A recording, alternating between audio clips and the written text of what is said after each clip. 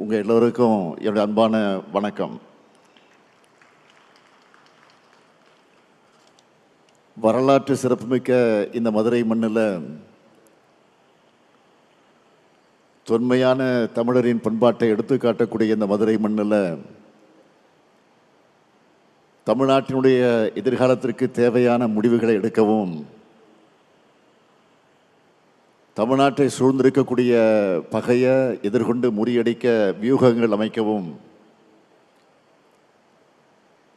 வெற்றியை நோக்கி உழைக்கவும் இந்த பொதுக்குழுவை கூட்டியிருக்கிறோம். போர் முழக்கம் கேட்டதுமே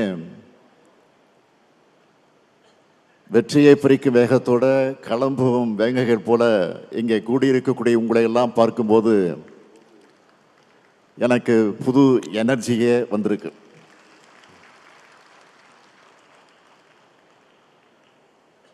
இன்னைக்கு தமிழ்நாட்டு உரிமைகளை நிலைநாட்ட உயர பறக்கிறது நம்முடைய கருப்பு சிவப்பு கொடி. இந்த கொடி எத்தனை போராட்டங்களுக்கு பிறகு, எத்தனை தியாகங்களுக்கு பிறகு விண்ணுயிர பறக்கிறது என்பதற்கு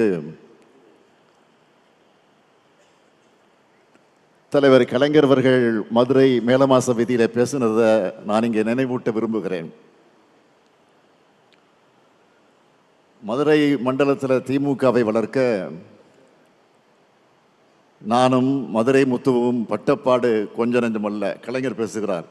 1949 உருவான இந்த திராவிட முன்னேற்ற கழகத்தை வளர்க்க வேண்டும் என்பதற்காக இதே மதுரையில் 100 இடங்களில் கொடியேற்றுவதென்று நானும் மதுரை முத்துவும் திட்டமிட்டு கொடியேற்றினோம். அப்படி கொடியை ஏற்றும்போது கொடியின் கயிற்றை எடுத்து என்னிடம் மதுரை முத்து கொடுப்பார். கொடியை ஏற்றும்போது அந்த கயிற்றின் மீது அரிவாள் கத்தி வந்து விழும். அதில் அந்த கயிறு அருந்து விழும். அப்போது என் கையிலும் முத்துவின் கையிலும் ரத்தம் கொட்டும். அந்த இரத்தத்தை துண்டில் ஏந்தியபடியே தொண்டர்கள் எங்களை மருத்துவமனைக்கு அழைத்து செல்வார்கள். அத்துடன் கொடியேற்றக்கூடிய நிகழ்ச்சி முடிந்து விடாது. அடுத்த கொடியை ஏற்றுவோம். இப்படி அடுத்தடுத்து கொடிகளை ஏற்றிய காரணத்தை தான் இன்று விண்முட்டை கழக கொடிகளை காண முடிகிறது என்று கலைஞர் பேசினார். அதுபோலதான் நானும் மதுரையில் கொடியேற்றி இருக்கிறேன். ஒருங்கிணைந்த மதுரை மாவட்டத்தினுடைய செயலாளராக இருந்த இங்கே அமர்ந்திருக்கக்கூடிய அண்ணன் பொன்முத்துராமலிங்கம் அவர்கள் என்னை மதுரைக்கு அழைச்சிட்டு வந்து கொடியேற்று விழாக்களை பங்கேற்க வைத்தார்கள். 4 நாட்கள் இரவு பகலாக. காலை 8 மணிக்கு கிளம்புவோம், இரவு 2 மணிக்கு என்னை வந்து இரவு ஓய்வெடுக்க விடுவார். அதெல்லாம் நினைச்சு பார்க்கிறேன். அப்படி ரத்தம் சிந்தி கழகம் வளர்க்கப்பட்ட களம்தான் இந்த மதுரை மண். அப்படியெல்லாம் உழைச்சிருக்கக்கூடிய முன்னாள் மேயர் முத்து அவர்களுக்கு கூட நேற்றைக்கு சிலையை திறந்து வச்சிருக்கிறோம். இப்படி கழகத்திற்காக பலர் உழைச்ச தியாக பூமியான இந்த மதுரை மண்ணில் கழக பொதுக்குழு நடப்பதில் நான் பெருமையாக கருதுகிறேன். கழகம் தொடங்கினதிலிருந்து மதுரையில் 6வது பொதுக்குழு இது நடைபெற்று கொண்டிருக்கு. 6வது பொதுக்குழு, மன்னிக்கணும், 6வது பொதுக்குழு முடிந்து இது 7வது பொதுக்குழு.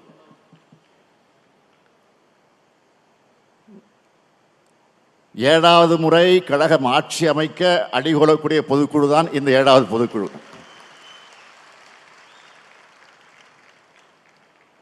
கழக வரலாற்றில் மதுரையில் நடந்த சில முக்கிய தருணங்கள் அதை நான் குறிப்பிட விரும்புகிறேன். இந்திய எதிர்ப்பு போர்க்களத்துக்கு அடித்தளம் அமைச்சது 1963 சட்ட எரிப்பு போராட்டம். மதுரை முத்து உள்ளிட்ட 5 பேர் ஓராண்டு காலம் சிறை தண்டனை பெற்றாங்க. அந்த போராட்டத்திற்கு பார்வையாளராக வந்த அன்றைய பொருளாளர் நம்ம எல்லாம் ஆளாக்கின நம்முடைய தலைவர் கலைஞரையும் கைது செஞ்சு அடைச்சாங்க.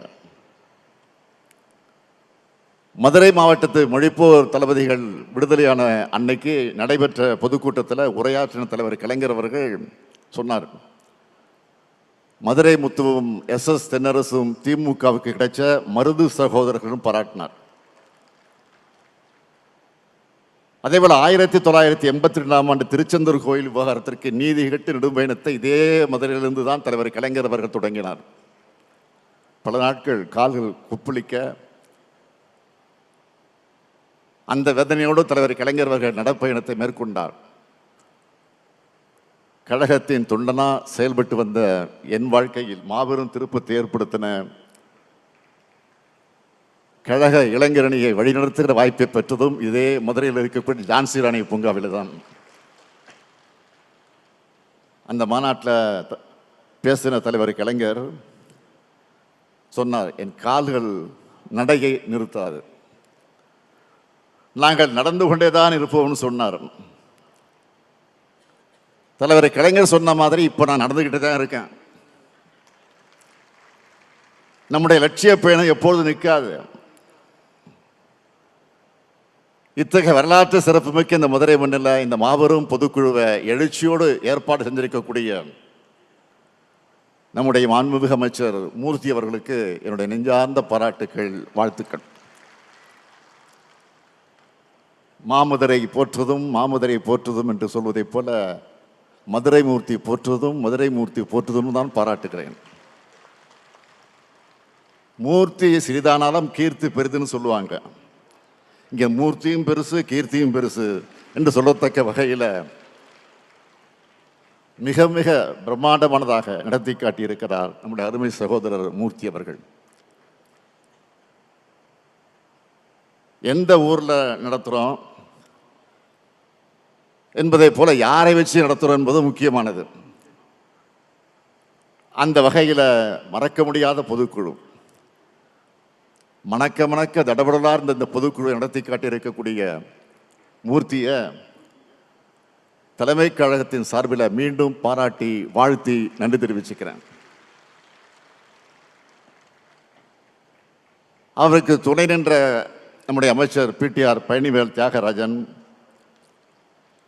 மதுரை மாவட்ட கழகத்தினுடைய செயலாளர்கள் அருமை சகோதரர் தளபதி, சகோதரர் மணிமாறன் ஆகியோருக்கும் மதுரை மாவட்ட கழக நிர்வாகி எல்லோருக்கும் என்னுடைய பாராட்டுக்களை வாழ்த்துக்களை தெரிவிச்சுக்க விரும்புகிறேன். சித்திரை திருவிழா நடக்கிற நகரில் திராவிட முன்னேற்ற கழகத்துடன் முத்திரை திருவிழா இன்றைக்கு நம்முடைய பொதுக்குழு நடந்துகிட்டு இருக்கு.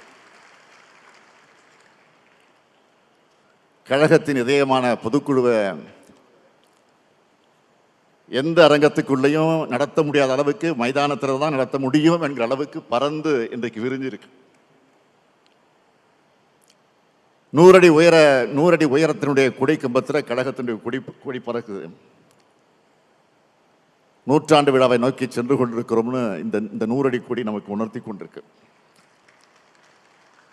மதுரையை சுற்றி கிட்டத்தட்ட 60 கிலோமீட்டர் சுற்றளவுக்கு கருப்பு சிவப்பு கொடி பறக்குது. அந்த காலத்தில் எந்த ஊருக்கு போனாலும் நம்ம கொடி பறக்குதான்னு என் கண்கள் தேடும். தமிழ்நாட்டில் அத்தனை ஊர்லேயும் அத்தனை நகரத்திலையும் அதிக கொடி ஏற்றின கை தான் இந்த ஸ்டாலின் கை.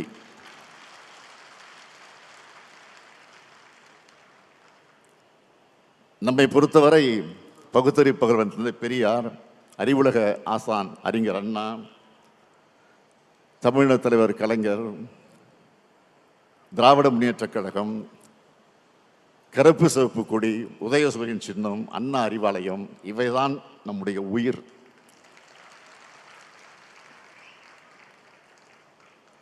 இந்த உயிர்களை கொண்டு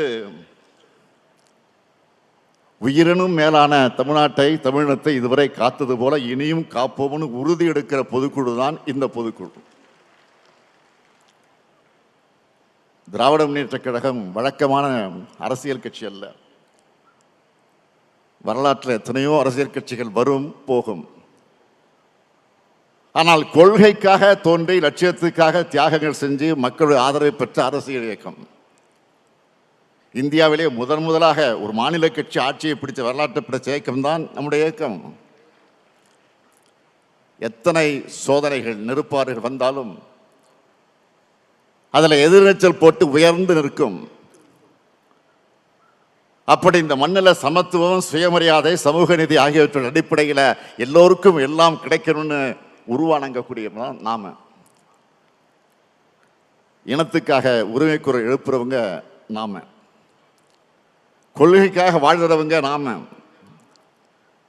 கொள்கையை பரப்ப கட்சியும் கொள்கையை வென்றெடுக்க ஆட்சியும் தேவைன்னு உழைக்கிறவங்க நாம. தடமாறாத கொள்கை கூட்டம் நாம. அதனால தான் எந்த கோமாளி கூட்டத்தாலையும் நம்மை வெல்ல முடியல, இனியும் வெல்ல முடியாது. இங்கே கூடியிருக்கக்கூடிய உங்களுக்கு நான் சொல்லிக்க விரும்புகிறது, நான் தொடக்கத்தில் சொன்ன மாதிரி இது வழக்கமான பொதுக்குழு அல்ல. 7வது முறையா வாகை சூட வியூகம் வகுக்கிற பொதுக்குழு. அடுத்த ஆண்டு இதே நேரத்தில் என்ன மாதிரி தலைப்பு செய்தி வந்திருக்கும்னா, 7வது முறையா திமுக ஆட்சி அமைத்தது,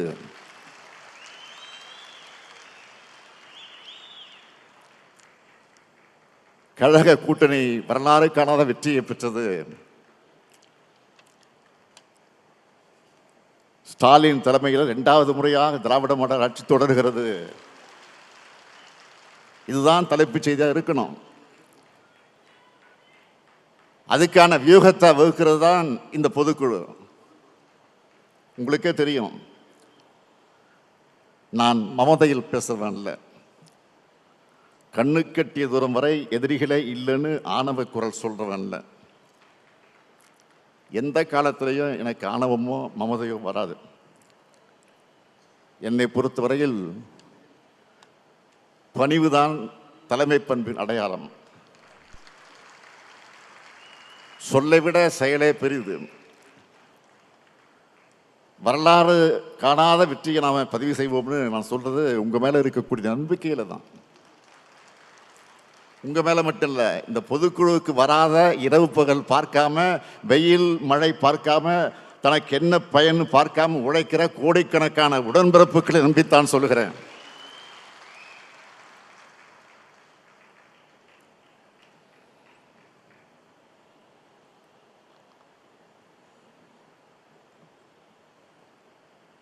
கழகம் இதுவரைக்கும் அடைஞ்ச வெற்றிகளுக்கெல்லாம் நீங்க தான் காரணம். உடன்பிறப்புகளான நீங்க இல்லாம கழகமும் இல்லை, நானும் இல்லை. என்னை தலைவராக உருவாக்குனது நீங்க. என்னை முதலமைச்சராக்கி உயரை தந்தது நீங்களும் மக்களும். உலகத்தில் எந்த கட்சிக்கும் இப்படிப்பட்ட உறுதிமிக்க உழைப்பாளர்கள், தொண்டாளர்கள் கிடைச்சிருக்க மாட்டாங்க. இப்படிப்பட்ட தொண்டர்கள் காத்து நிற்கிறதுனால தான் 75 ஆண்டு காலத்தை கடந்து நூற்றாண்டை நோக்கி அதே வேகத்தோடு நாம் இன்றைக்கு நடைபெற்றுக் கொண்டிருக்கிறோம். சூரியன் நிரந்தரமானது, அதுபோல கழகமும் நிரந்தரமானது. கழகம் எப்படி நிரந்தரமானதோ அதுபோல நம்முடைய கழக ஆட்சியும் நிரந்தரமானது என்ற நிலையை நாம் உருவாக்கணும். அந்த நிலையை உருவாக்க முடியும். அது உங்களால் தான் முடியும், நம்மால் தான் முடியும். அதே நேரத்தில் சாதாரணமான விஷயம் இல்லை. இன்றைக்கு நாம் அனுபவிக்கிற சோதனைகளும் நெருக்கடிகளும் சாதாரணமானது இல்லை. நாம் இன்று மாநிலத்தினுடைய ஆளுங்கட்சி. ஆனால் ஒரு எதிர்கட்சியை போல சோதனைகளும் நெருக்கடிகளும் நம்மை தொடர்ந்து வருது. மாநிலத்தினுடைய முதலமைச்சராக நான் இருந்தாலும் எதிர்கட்சியை போல போராடி கொண்டே இருக்க வேண்டியிருக்கிறது. இது தமிழ்நாட்டின் நலனுக்காக நடக்கிற போராட்டம், மாநில உரிமைகளுக்காக நடைபெறக்கூடிய போராட்டம். அரசியல் எதிரிகள் ஒரு பக்கம், கொள்கை எதிரிகள் ஒரு பக்கம், இன எதிரிகள் இன்னொரு பக்கம், துரோகிகள் அடுத்த பக்கம்னு எல்லா பக்கமும் எதிரிகள். இதுக்கிடையில கட்சியும் ஆட்சியும் நடத்துகிற மாபெரும் பொறுப்பு என் தோளிலே சுமத்தப்பட்டிருக்கு. அவதூறுகள் மூலமாக, பொய்கள் மூலமாக நம்ம வீழ்த்த பார்க்கிறாங்க. அதுக்கு சமூக ஊடகங்களை பயன்படுத்துறாங்க. நான் ஏற்கனவே ஒரு மாதிரி சொன்னது போல, திமுகவுக்கு என்றைக்கும் ஊடக சொகுசு இருந்ததில்லை. ஆளுங்கட்சியா இருந்தாலும் சரி, எதிர்கட்சியா இருந்தாலும் சரி, திராவிட முன்னேற்ற கழகம் மேலதான் அதிக விமர்சனங்கள் வரும். திராவிட முன்னேற்ற கழகத்தை ஆதரிக்கிறவங்க கூட சில நேரங்களில் எதிரிகளால் பரப்பப்படக்கூடிய அவதூறுகளை போலி தகவலை நம்பி அவங்கள நம்மை தாக்குகிற நிலையை இன்றைக்கு சமூக ஊடகங்களில் பார்க்குறோம். ஏன் நம்ம ஆதரவு ஆட்களை இது அடுத்தவருக்கு அனுப்புகிற செயலையும் சில நேரங்கள் தங்களை அறியாமல் செய்கிறாங்க. ஆனால் உண்மை நிலவரம் என்ன? திமுக ஆட்சிக்கு ஆன்டி இன்கம்பன்சியை விட ப்ரோ இன்கம்பன்சி தான் மக்கள்கிட்ட அதிகமாக இருக்கு. அதாவது திமுக ஆட்சிக்கு எதிரான அலையை விட ஆதரவு அலை தான் அதிகமாக வீசுது. அது வெளியே தெரியாம மறைக்க திசை திருப்ப சிலர் நினைக்கிறாங்க. எப்படிப்பட்ட சூழல்ல நாம ஆட்சியில் அமர்ந்தோம் மக்களுக்கு தெரியும். கடந்த அதிமுக பாஜக கூட்டணி ஆட்சியால அதல பாதாளத்திற்கு போன தமிழ்நாட்டை மீட்டிருக்கோம். ஒன்றிய பாஜக அரசு நம்ம உரிமைகளுக்கு எதிரான எத்தனை நடவடிக்கைகளை மேற்கொண்டாலும் அத்தனையும் எதிர்த்து இன்று வரை போராடிக்கிட்டு இருக்கிறோம். நமக்கு நியாயமா ஒதுக்க வேண்டிய நிதியை ஒதுக்காம தமிழ்நாட்டை பொருளாதார ரீதியாக முடக்க நினைச்சாலும் அந்த நெருக்கடிகளெல்லாம் கடந்து மக்களுக்கான நலத்திட்டங்களை நாம செயல்படுத்திக்கிட்டு இருக்கிறோம். பொருளாதார ரீதியான முட்டுக்கட்டைகள், அரசியல் ரீதியான முட்டுக்கட்டைகள், ஆளுநர் வழியாக வரக்கூடிய முட்டுக்கட்டைகள், உரிமைகளை பறிக்கக்கூடிய அபகரிக்கக்கூடிய முட்டுக்கட்டைகள்னு எத்தனையோ தடைகளை ஒன்றிய பாஜக அரசு போட்டாலும் அதையெல்லாம் கடந்து இன்று இந்தியாவிலேயே வளர்ச்சியில் நம்பர் 1 மாநிலமாக தமிழ்நாட்டை உயர்த்தி இருக்கிறோம். 2026 சட்டப்பேரவை தேர்தலுக்கு இன்னும் சில மாதங்கள் தான் இருக்கு. அதனால வழக்கத்தை விட அதிகமா திராவிட முன்னேற்ற கழகத்துக்கு எதிராக, கழக ஆட்சிக்கு எதிராக அவதூறு அம்புகளை மக்கள் மத்தியில் எதிராளிகள் வீசுவாங்க. கருத்து கணிப்புங்கிற பேர்ல எண்ணத்தோடு திமுக கூட்டணிக்கு குறைவான சதவிகிதத்தையும், அதிமுக கூட்டணிக்கு புதுசா வரக்கூடியவங்களுக்கு அதிக சதவீதமான வாக்கு சதவீதத்தையும் போட்டு மக்கள் மனசுல அந்த பொய்ய விதைக்க முயற்சிப்பாங்க. சட்டம் ஒழுங்கு சரியில்லை, முறைகேடுகள் அதிகரிச்சிருக்குன்னு பச்சை பொய்ய தங்களுக்கு இருக்கக்கூடிய ஊடக சொகுசு மூலமாக, சமூக ஊடகங்கள் மூலமாக விதைப்பாங்க. இதையெல்லாம் முறியடிக்க நாம தயாராகணும். இதைத்தான் இந்த நேரத்தில் நான் கேட்டுக்கொள்ள விரும்புகிறேன். நான் மேலும் மேலும் தெரிவிக்க விரும்புவது இதுதான் இன்றைக்கு முக்கியமான வேண்டுகோளாக இருக்கிறது. ஒவ்வொரு நேரேட்டிவ் செட்டப் பண்ண நினைச்சா நம்ம அவங்கள விட ஒரு பிழை முன்னாடி இருக்கணும். அவங்களுடைய பொய்களுக்கு முன்னாடி நம்முடைய உண்மை மக்கள்கிட்ட போய் சேரணும். கோடிக்கணக்கான உறுப்பினர்களை கொண்ட பேரியக்கம் நம்முடைய திராவிட முன்னேற்ற கழகம். இந்த பொதுக்குழுவுக்கு அந்த கோடியிலிருந்து 7000 பேர் வந்திருக்கிறீங்க. இது மாபெரும் மரியாதை. காலங்காலமாக கழகத்தை குழைச்சி ஒரு சட்டமன்ற உறுப்பினராகாம, ஒன்றிய செயலராக முடியாம, நகர செயலராக முடியாம, நிர்வாகியாக கூட முடியாம மறைஞ்சி போனவங்க கழகத்தில் அதிகம். தலைவர் கலைஞரை பக்கத்தில் இருந்து கூட பார்க்காம மறைஞ்சவங்களும் அதிகம். ஏன் அண்ணா அறிவாலயத்தோட வாசல்படி கூட மிதிக்காத உடன்பிறப்புகள் அதிகம். ஆனா இத்தனை லட்சம் பேர்ல 30 பேர் அமைச்சர்கள், 150 சட்டமன்ற உறுப்பினர்கள்,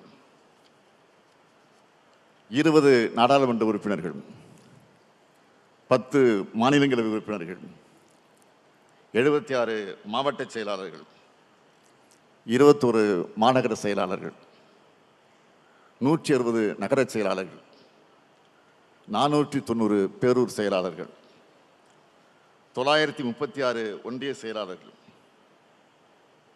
236 பகுதி செயலாளர்கள்,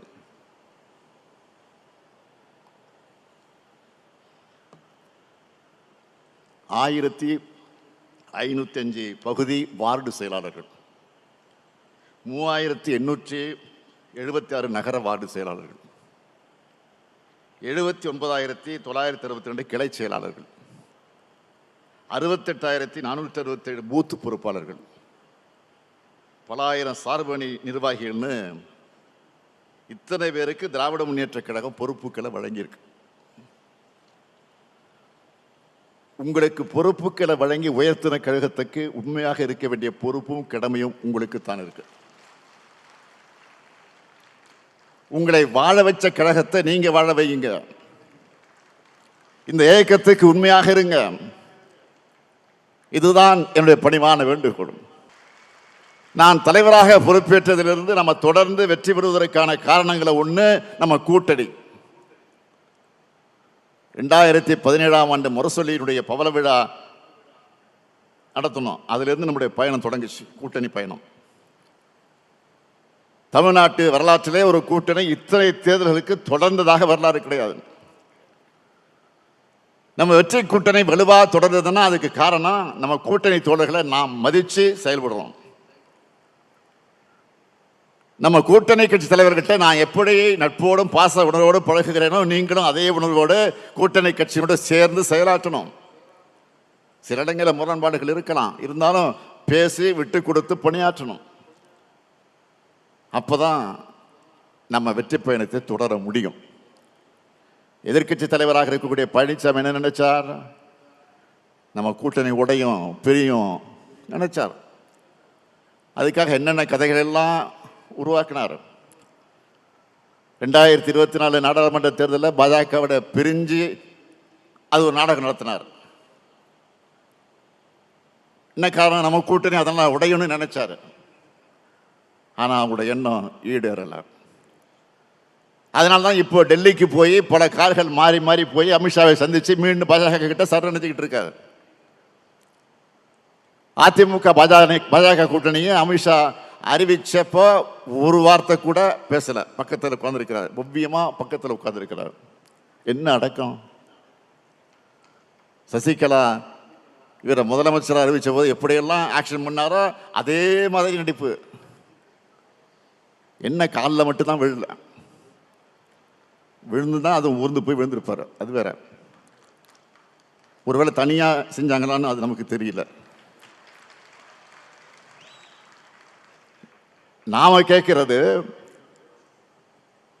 ஒரு மாநிலத்தில் ஒரு கூட்டணிக்கு யார் தலைமை வகிக்கிறாங்களோ அவங்க தானே கூட்டணி அறிவிப்பாங்க. ஆனால் அங்கே அமித்ஷா அறிவிக்கிறார். இதுல இருந்தே இவங்க லட்சணத்தை புரிஞ்சுக்கலாம். ஒட்டுமொத்தமாக பாஜகவோட கண்ட்ரோலுக்கு போயிருக்கு அதிமுக. ஒட்டுமொத்தமாக தமிழ்நாட்டையும் பாஜகவோட கண்ட்ரோலுக்கு கொண்டு போகத்தான் பழனிசாமி துடிக்கிறார். அதனால தான் அமித்ஷா இங்கே அடிக்கடி வர்றாரு. நான் ஏற்கனவே சொன்னது தான், மீண்டும் உறுதியோடு சொல்றேன், எந்த ஷா வந்தாலும் தமிழ்நாட்டை ஆள முடியாது. டெல்லிக்கு தமிழ்நாடு எப்பவுமே அவுட் ஆஃப் கண்ட்ரோல் தான். இதை மக்கள்கிட்ட நாம எடுத்துக்கிட்டு போகணும். பாஜக கூட்டணி ஆட்சி வந்தா தமிழ்நாட்டை என்ன பண்ணுவாங்கன்னு சொல்லணும். மத கலவரங்களை உண்டு பண்ணுவாங்க, சாதி கலவரங்களை தூண்டுவாங்க, மக்களை எல்லா வகையிலும் பிளவுபடுத்துவாங்க, நம்ம பசங்களை படிக்க விட மாட்டாங்க, பிற்போக்குத்தனங்கள் எல்லாம் அதில் நம்மளை மூழ்கடிப்பாங்க, தொழில் வளர்ச்சி இருக்காது, இந்தி மொழி திணிப்பு பண்பாட்டு திணிப்பு செஞ்சு தமிழ்நாட்டில் தனித்துவத்தை அழிச்சிடுவாங்க. இதெல்லாம் மக்கள்கிட்ட எடுத்து சொல்லணும். அது மட்டும் இல்லை, புதுசாக சிலர் நாங்கள் தான் மாற்றுன்னு இளைஞர்களை ஏமாற்ற அவங்களும் ஒரு பக்கம் வராங்க. அவங்களுக்கு நாம் பதிலடி தரணும். தேர்தல் களத்தில் நீங்கள் பரப்புரை செய்யும் போது நாம் மக்களுக்காக என்னெல்லாம் செஞ்சுருக்கிறோம், நம்ம ஆட்சியில் செய்யப்பட்டிருக்கக்கூடிய திட்டங்களால் உங்கள் மாவட்டம், உங்கள் தொகுதி, உங்கள் பகுதியில் கடந்த 4 ஆண்டுகளை ஏற்பட்டிருக்கக்கூடிய வளர்ச்சியை, கடந்த காலத்திலிருந்து நிலைமையை கம்பேர் பண்ணி உங்கள் ஸ்டைலில் நீங்கள் பிரச்சாரம் பண்ணுங்க. உங்கள் பகுதிகளில் எத்தனை பேர் நம்முடைய திட்டங்களால் பயனடைஞ்சிருக்காங்கன்னு எடுத்து சொல்லுங்க. எல்லாருக்கும் எல்லாம்னு எல்லா தரப்பு மக்களுக்கும் பார்த்து பார்த்து நம்ம திட்டங்களை செஞ்சிருக்கிறோம். தீர்மானத்தில் வரிசையா நாம சாதனைகளை வச்சு சொல்லியிருக்கிறோமே. நம்ம திட்டங்களால் தமிழ்நாடு முழுக்க ஏறத்தாழ 2.5 கோடி பயனாளிகள் பயனடைஞ்சிட்டு இருக்கிறாங்க. அவங்களுடைய வாக்குகளை சிந்தாம சிதறாம நம்ம கூட்டணிக்கு கொண்டு வந்து சேர்க்கிற பொறுப்பும் கடமையும் உங்களுக்கு தான் இருக்கு. அதே போல் தொண்டர்களோட நம்பிக்கை தான் நம்முடைய முதல் பலம். என் இயக்கம், என் கட்சி, என் தலைமை என்ற எண்ணம் கொண்டவங்க நம்முடைய தொண்டர்கள். நானும் என் குடும்பமும் கழகத்துக்காக இருக்கோம். கழகம் எனக்கும் என் குடும்பத்துக்கும் பாதுகாப்பாக அப்படிங்கிற எண்ணம் தான் இந்த இயக்கம் 75 ஆண்டுகளாக நிலைச்சிருக்கக்கூடிய அடிப்படை காரணம். அந்த நம்பிக்கையை காப்பாற்றுற வகையில் ஒரு அறிவிப்பை நான் வெளியிட விரும்புகிறேன். கழக உறுப்பினர்கள் யாராவது எதிர்பாராத விதமாக சாலை விபத்தில் இறந்து போகக்கூடிய சூழல் ஏற்பட்டால், இறந்த உறுப்பினருடைய குடும்ப வாரிசுகள் 21 வயசுக்கு குறைவாக இருந்தால் அந்த குடும்பத்திற்கு தலைமை கழகத்தின் சார்பில் 10 லட்சம் ரூபாய் நிவாரண நிதியாக வழங்கப்படும்.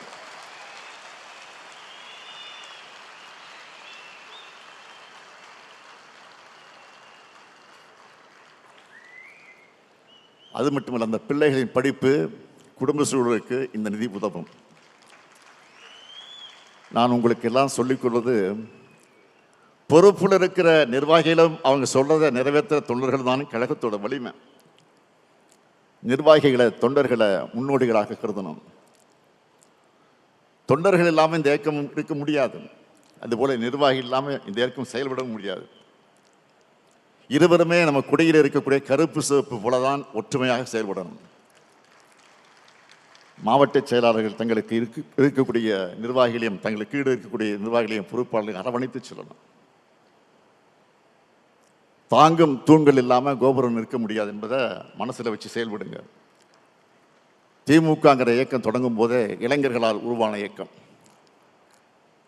பேரறிஞர் அண்ணாவுக்கு அப்போ 40 வயசு தான். தலைவர் கலைஞருக்கு 25 வயசு தான். பேராசிரியருக்கு 27 வயசு. நாவலர் முதியழகன் அவங்கெல்லாம் இளைஞர்கள் தான். அவங்க அரசியல் களத்திலும் போராட்ட களத்திலும் முதன்மையாக நின்று பல இளைஞர்களை ஈர்த்தாங்க, கழகத்தை ஆட்சிக்கு கொண்டு வந்தாங்க. அதுபோல இங்கே உள்ள நிர்வாகிகளும் இளைஞர்களை கட்சியில் நீங்கள் ஊக்கப்படுத்தணும். கழகத்தில் இப்போ 23 அணிகள் இருக்கு. இன்னைக்கு புதுசாக 2 அணிகள் உருவாக்கப்படுகிற சட்ட திருத்தத்தை கொண்டு வந்திருக்கிறோம். இதில் பெரும்பாலான அளவில் நிர்வாகிகள் போடப்பட்டிருக்கிறாங்க. இன்னும் நிரப்பப்படாத பொறுப்புகளில் இளைஞர்களை உடனடியாக நியமிங்க. அணிகள் எல்லாமே தாய் கழகத்திற்கு வலு சேர்க்கத்தான் அமைக்கப்பட்டிருக்கு. அதில் இளைஞர்களுக்கு வாய்ப்பை கொடுங்க. எந்த அளவிற்கு இளைஞர்களுக்கு இடம் கொடுக்கிறீங்களோ அந்த அளவுக்கு கழகத்தில் புது ரத்தம் பாயும். செயல்பாடுகள் வேகமாக இருக்கும். வெற்றி உறுதி செய்யப்படும்.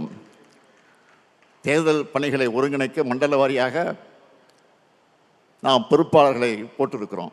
அந்த பொறுப்பாளர்கள் வந்து சந்திப்பாங்க. புதிய நிர்வாகிகள் சிறப்பாக செயல்படணும். 234 தொகுதிகளில் பார்வையாளராக நியமிக்கப்பட்டிருக்கக்கூடிய அவங்க பணிகளை அவங்க செஞ்சுட்டு இருக்கிறாங்க. பூத் கமிட்டிகள் அமைக்கப்பட்டிருக்கு. தேர்தலை சந்திக்க கழகத்தோட கட்டமைப்புகளை ஓராண்டுக்கு முன்னாடியே முழுமையாக அமைச்சிட்டோம். இதை வர்ற காலங்களில் செயல்படுத்தினால பெரிய வெற்றியை எளிதாக பெற்றுள்ளலாம். முதல் 2 மாதங்களுக்கு உங்களுடைய முதல் பணி என்பது புதிய உறுப்பினர் சேர்க்கை. சிறப்பு தீர்மானம் ஏற்றணுமே. நம்முடைய சட்டத்துறை செயலாளர் எல்நாள் இளங்கோவர்கள் விளக்கம் கொடுத்தாரு. ஓரணியில் தமிழ்நாடு என்ற பேரில் உறுப்பினர் சேர்க்கை தொடங்க இருக்கிறோம். வீடு வீடாக சென்று உறுப்பினர் சேர்க்கை நடத்தணும். திமுகவின் திட்டங்களை, சாதனைகளை, உரிமை போராட்டங்களை எடுத்து சொல்லுங்க. இப்படிப்பட்ட திமுகவில் இணையறீங்களான்னு கேட்டால் ஆமான்னு மனப்பூர்வமாக பதில் சொல்லக்கூடிய வகையில் நம்ம விளக்கம் இருக்கணும். இன்றைய நிலையில் கழக ஆட்சியின் திட்டங்கள் போய் சேராத குடும்பமே தமிழ்நாட்டில் இருக்காது. ஒவ்வொரு குடும்பத்திலும் திமுகவுக்கு மகத்தான ஆதரவு இருக்கு. அவர்கள் ஆர்வங்களை கட்சியில் உறுப்பினராக நீங்கள் சேர்க்கணும். மாவட்ட கழக செயலாளர்கள் புதிய உறுப்பினர்களை சேர்ப்பதற்கான படிவத்தை விரைவில் அறிவாலயத்திற்கு வந்து நீங்கள் பெற்று செல்லணும். இந்த பணியை நானே தொடர்ந்து ஆய்வு செய்வேன். இங்கே வந்திருக்கக்கூடிய நிர்வாகிகளுக்கு நானே போன் மூலமாக தொடர்பு கொண்டு பேசுவேன். அப்போ எவ்வளவு உறுப்பினர் சேர்க்கை செஞ்சிருக்கீங்கன்னு நீங்க சொல்லணும், சேர்த்திருக்கீங்கன்னு. இந்த பணியை மிக நீங்க சிறப்பா செய்வீங்கன்னு நான் முழுமையாக நம்புகிறேன். என்னை பொறுத்தவரையில் இங்க எல்லோரும் உறுதிமொழி எடுக்கணும். என் வாக்குச்சாவடியில் திராவிட முன்னேற்ற கழக கூட்டணியை வெற்றி பெற வைப்பேன். என் தொகுதி வெற்றி தொகுதி என்ற உறுதிமொழியை எல்லோரும் எடுத்துக்கிட்டு செயல்படணும். பாஜக கிட்ட இருந்து தமிழ்நாட்டை காப்பாற்றுகிற கட்சி கட்டமைப்பை கொள்கை பிடிப்பும் வலிமையான தலைமையும் நம்ம கிட்ட மட்டும்தான் இருக்கு, வேற யார்கிட்டும் கிடையாது.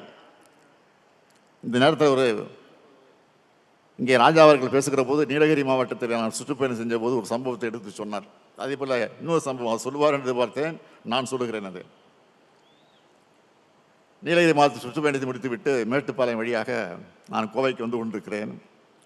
வழியெல்லாம் மக்கள் நிற்கிறார்கள் சாலை ஓரங்களில். எல்லாரையும் பார்த்துட்டு போகிறேன். எனக்கு விமானம் கொஞ்சம் லேட்டாக வருது, அதனால் கொஞ்சம் மெதுவாக வாங்கினு அங்கேருந்து தகவல் வருது கோவைக்கு. அதனால் ரொம்ப ஸ்லோவாக 4 பேர்னாலும் இன்னும் பேசிட்டு வர்றேன். வேகமாக போகல, மெதுவாக வந்து ஒவ்வொரு இடம் பார்த்துட்டு வந்துட்டு இருக்கேன். அப்போ ஒரு 10 பேர் 15 பேர் ஒரு இடத்துல நின்றுட்டு இருக்கிறாங்க. என்னன்னு கேட்குறேன். கையில் ஒரு பேப்பர் வச்சுருந்தாங்க. நான் பெட்டிஷன் நினச்சி கொண்டாமா, பெட்டிஷன் தானே கொண்டாங்கன்னு கொடுத்தாங்க. சிரிச்சு வாங்கிட்டாங்க. ரொம்ப சிரிச்ச முகம். ஒரு நடுத்தர குடும்பம் தாண்டி இருக்கக்கூடிய குடும்பமாக இருக்கும் அது. அந்த அம்மா ஒரு 50-55 வயசு இருக்கும் அந்த அம்மாவுக்கு. அதை வாங்கிட்டேன். கார் உடனே கிளம்பிச்சு. நான் பின்னாடி ராஜா உட்காந்துருந்தார். மனு கொடுத்தாங்க ஒரு அம்மா, உங்கள்கிட்ட கொடுத்தேன் பின்னாடி. நான் படிக்கலை, ஆனால் ரொம்ப வசதியான குடும்பத்தை சேர்ந்த மாதிரி இருக்கிறாங்க, என்ன மனு ஏதாச்சும் பாருங்கன்னு சொன்னேன். அவர் படிச்சுட்டு சொன்னார். உடனே கொடுத்துட்டாங்க. ஆச்சரியத்தோடு கொடுத்தாரு. பார்த்தீங்களா என்னன்னு பார்த்தா எழுதியிருக்கிறாங்க. ஒரு ஆசிரியர், அவங்க ஆசிரியர் என்ன சொல்கிறாங்கன்னா, நான் திமுகவை வெறி பிடித்தவர், இந்த ஆட்சி பல திட்டங்களை செஞ்சுக்கிட்டு இருக்குன்னு வரிசையாக திட்டங்கள்லாம் சொல்லி இதெல்லாம் நிறுத்துறதுக்கான முயற்சி நடந்துக்கிட்டு இருக்கு, தயவு செஞ்சு விட்டுறாதீங்க.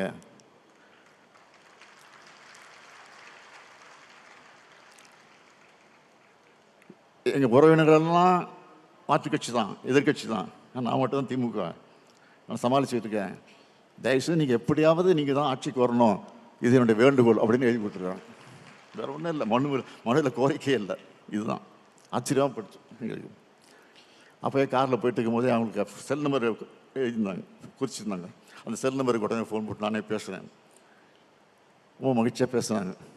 எப்படியாவது விட்டுறாதீங்க. இப்போ கூட வாரத்துக்கு 2 3 முறை ஃபோன் பண்ணிகிட்டே தான் இருக்கிறாங்க. நானும் பேசிக்கிட்டு தான் இருக்கிறேன். எதுக்காக சொல்கிறேன்னா, இன்றைக்கி மக்கள் இன்றைக்கு திராவிட முன்னேற்ற கழகத்தின் மீது அந்த அளவுக்கு நம்பிக்கை வைத்திருக்கிறாங்க. ஆக நம்முடைய பணி என்பது முடிச்சிட்டோம். தேர்தல் இது மட்டும் போதாது. பூத்தளவில் ஜெயிக்கிற வாக்குகள் தான் தொகுதியில் வெற்றி பெற வைக்கும். தமிழ்நாடு முழுக்க எத்தனை உட்கட்டமைப்பு பணிகள் நடந்துட்டு இருக்குன்னு நம்மளுக்கு தெரியும். அதெல்லாம் தொய்வில்லாமல் சொன்ன தேதியில் முடிக்கப்பட்டு செயல்பாட்டுக்கு வரும்னா மீண்டும் நாம தான் ஆட்சிக்கு வரணும்னு புரிய வைங்க. ஜூன் 1 வாரத்திலிருந்து என்னுடைய பணி என்னன்னா, கழக நிர்வாகிகளை தொகுதி வாரியா அண்ணா அறிவாலயத்தில் நான் சந்திக்க போறேன்.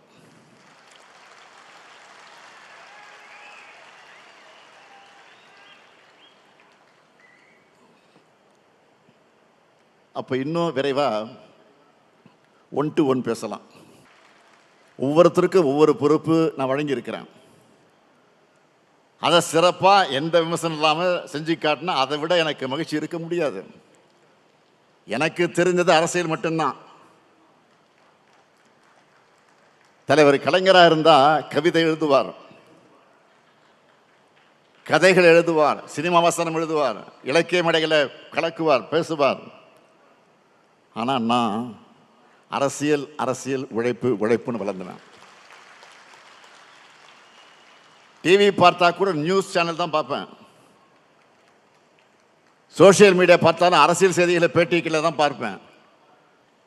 ஒருத்தரை நம்பி பொறுப்பு படிச்சுட்டா அவங்க அதை சிறப்பாக செய்யணும். தலைவர் சொன்னதை அந்த பணியை முடிச்சுட்டோன்னு வெற்றி பெற்றோன்னு சொல்லணும். நான் உங்ககிட்ட இருந்து எதிர்பார்க்கிறது அந்த வெற்றி செய்தியை மட்டும்தான். நான் கொடுத்த பொறுப்பை சரியா செஞ்சு அந்த வெற்றி செய்தியை தாங்க என்பதுதான் என்னுடைய இந்த பொதுக்குழுவினுடைய செய்தி. திராவிட முன்னேற்ற கழகம் இருக்கும் வர, இந்த முத்துவேல் கருணாநிதி ஸ்டாலின் இருக்கும் வர, டெல்லி படையெடுப்புக்கு ஒருபோதும் தமிழ்நாடு வீழாது. தமிழ்நாடு போராடும், தமிழ்நாடு வெல்லும். பொதுக்குழுவில் தொடங்கி இருக்கக்கூடிய இந்த பயணத்தை சட்டமன்ற தேர்தல் வெற்றி விழா பொதுக்கூட்டத்தில் நாம் நிறைவு செய்யணும். அதில் மீண்டும் ஒன்றா சந்திப்போம் என்று கூறி விடைபெறுகிறேன். நன்றி, வணக்கம்.